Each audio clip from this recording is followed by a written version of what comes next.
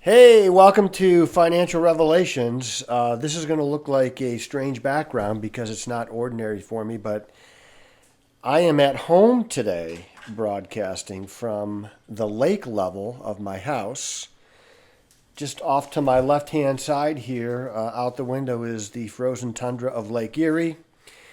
It is thawing out because it's going to be 50 degrees today, which is a nice welcome respite for those of us around Cleveland because it has been very cold here. And after a while, we just want a break. And so we're getting a break, and that's nice. There's finally no ice in my driveway. Hopefully, the ice is out of your driveway too.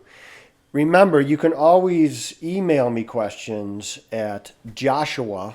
It's Joshua at epsf.com. Joshua at epsf.com. We call this the lake level because we have a walkout level to Lake Erie. And my dad and I actually built this. And it was a great thing for us to do because we got to spend time together.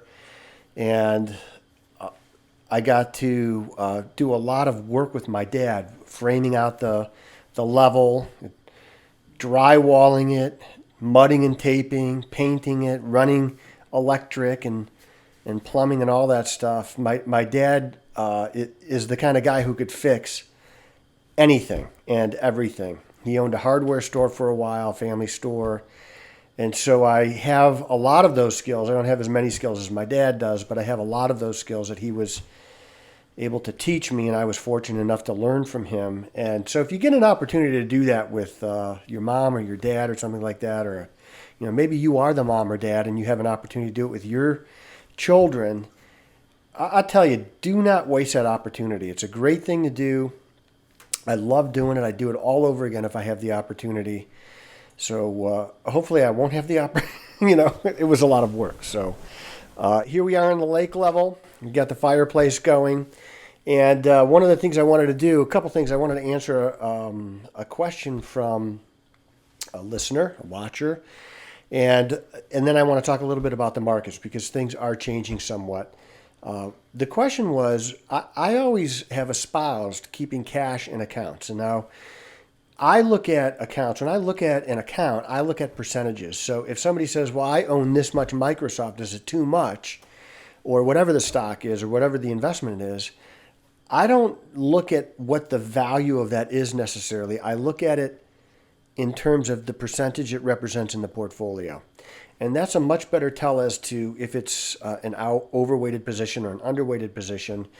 Because for some people, they might own $1 million of a stock or a bond, but it only represents 3% of their portfolio, so it wouldn't be an overweighted position. The other thing that I do is I always do keep some cash in portfolios, and there's a couple reasons for this. One, in case there's a fee or something that we have to pay out. So somebody will call me and say, hey, I'm going to buy a car and I need this much money. We have it to send to them. We don't have to sell something to send them money. And the second thing is in markets that we're experiencing right now, at this very moment, there are a lot of good values. The NASDAQ, the tech-heavy NASDAQ, is nearly in correction territory. And that's really when I want to buy things. I don't want to buy things when it's at all-time highs.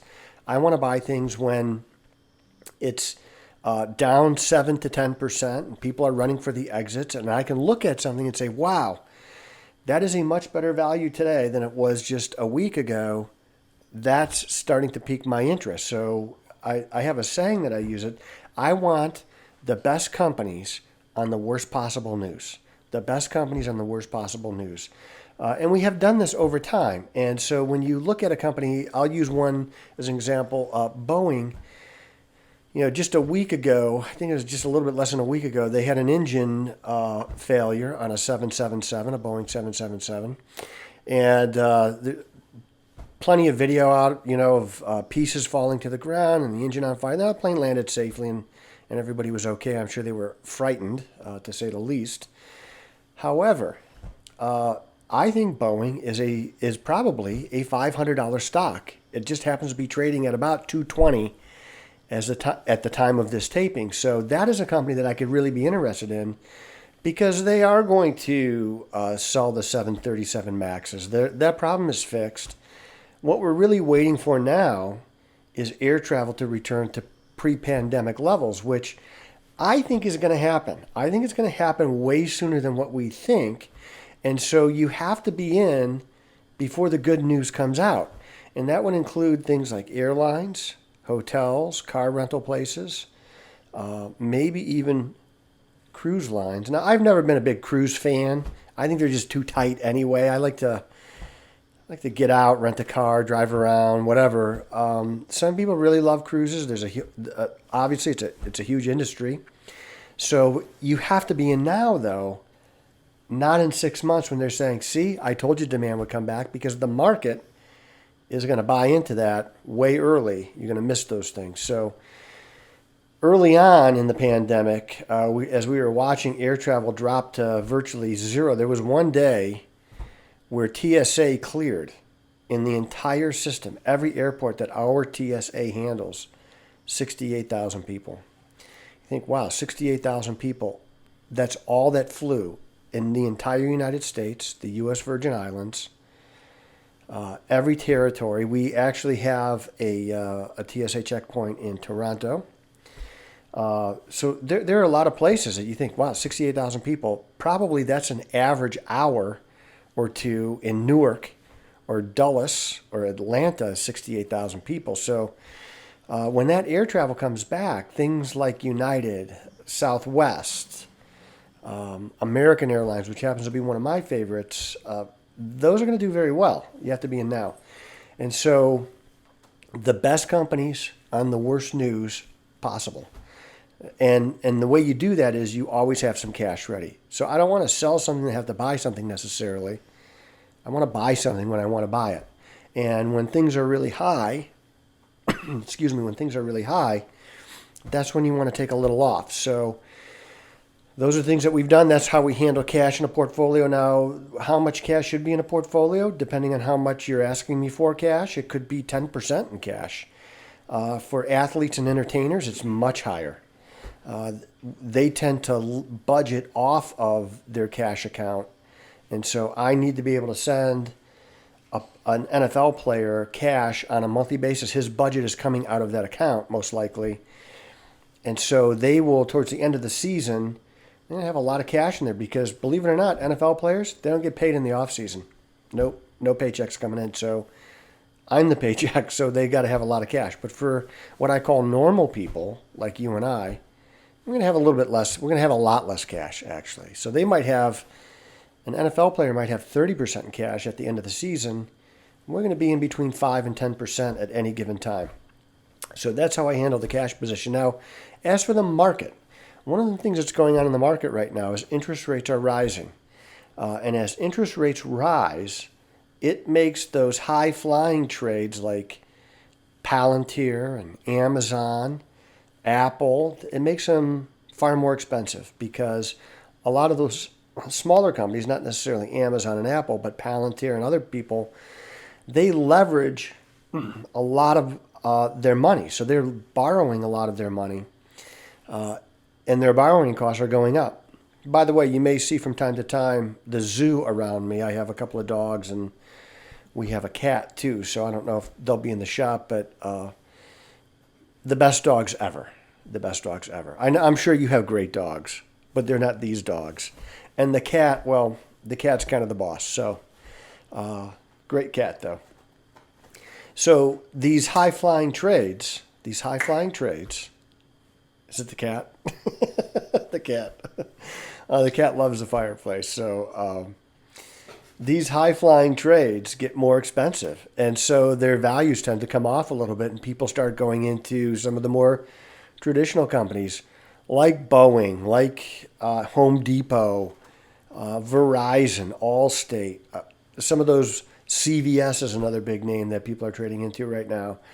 I happen to look at this time right now as a blip because I don't think the Fed is going to let rates really rise out of control in any fashion. They have a lot of control over what happens. They have all the control on what happens in the Fed market, of course, because they are the Fed. But they have a lot of influence and control over the bond market and what rates are doing because they can go in and they can buy and sell bonds to moderate rates and kind of suppress them. And they're not really worried about rates rising too fast right now. I don't think we're going to see hyperinflation. We've been trying to create inflation since 2008, and we have not been able to do it. So we have a big stimulus bill that's going to get passed in the House this week. They're going to pass the $1.9 trillion version. That is not what's going to happen. I think it's much more likely that a bill somewhere around $1 trillion gets passed. And the problem for me with the bill is that a very small percentage of this bill actually goes to COVID relief. And only a small percentage of it gets spent this year. So there's a huge component in that bill to reopen schools. That makes sense. There is still $60 billion left from the last COVID bill to reopen schools. And one of the things that we found is, as you know or may not know, my wife is a school teacher. And one of the things that we talk about frequently in these recent days is that, boy, have we underestimated the importance of schools being open. We've had online schools for a while now, and a small segment of the population has used them. But when everybody was forced to use it, we realized what the limitations are. There's a huge socialization aspect. You know, your kids need to wait in line and be told what to do from somebody besides you. That helps them get socialized. They have to turn in things on time, and if they don't, there's a penalty for it. All these things are really good things. And having teachers in these major school systems not going back is really hindering not only children's education, but also their socialization. We need kids in school. We need teachers in school. My wife's district has been very good about social distancing, and they were doing a hybrid where the kids were on one day, off the other day, and with some kids virtual only if their parents chose that. Well, they're going all in March 1st. It's going to be Katie bar the door. Unless your kid is virtual, your kid is in school 5 days a week. And as long as we can keep everybody safe, that'd be a good thing. Now, the good news is that as of this taping, the infection rates are down 77% in the United States. Vaccinations are at about 1.5 to 1.7 million a day. These are all really positive things. Of course, the Trump administration was doing about 1 million a day. There's a lot more vaccines out now just in supply. So the Biden administration has been able to ramp that up to about 1.7 at a max. But what we're seeing is we're probably going to reach herd immunity by summer. And I think we're going to be reopened by the end of summer. That's what it's looking like right now, that this pandemic is over. It lasts about every other pandemic that the United States has experienced lasted about 16 to 20 months. By summer, we will be at about 16 months. And so I think the end of the pandemic is near, the economy will be reopening, and you're going to see GDP. That print on that number is going to be really solid this year. It could be north of 6% GDP, which would be astounding. And that's really the COVID recovery happening. And it is very real, and it is happening. And as long as we don't do anything to get in its way, it will occur. Restaurants will be open. You'll be able to go to stores. I don't know if you're going to be able to take off your mask yet this year. But at some point, I think within the next year, we will be able to take off our mask. Now, I posed an interesting question to one of my business associates who flies a lot like I do. I said, even if they tell you could take off your mask on a plane, will you do it? He said no. He's always going to fly with a mask on. I have seen people, mainly from Asian countries for the longest time, probably 20 years, flying with masks on. I always thought it was a little bit strange. I don't think it's so strange anymore.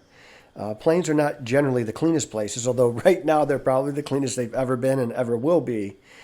And I like that. You know, we haven't really heard a lot about the flu this year. I'm sure there's flu cases out there, but it might be because we're wearing masks and we're being far more vigilant than we were in the past about cleanliness and washing our hands and sanitizing and touching our faces. And it's hard to touch your face when you got a mask on. I see people in airports now where they'll have 2 masks on and a face shield. They are really protected. So these things are going to happen. I think it's going to be a really good year in the market. I want you to know we are sending a letter out this Friday to all of our clients, and you could potentially get on that list too, whether you're a client or not. Just email. I almost gave away Josh's phone number. That he would not have liked that. Email to Joshua. It's right here, planted across my copious forehead. Joshua@epsf.com. Joshua@epsf.com. And we can put you on that mailing list. And it's going to be a market update. I like to keep clients informed. I really like reaching out to people on a regular basis, whether they open the email or not and read the letter. I like to be keeping people informed. I think it's far easier to keep people informed today than it was just a few years ago.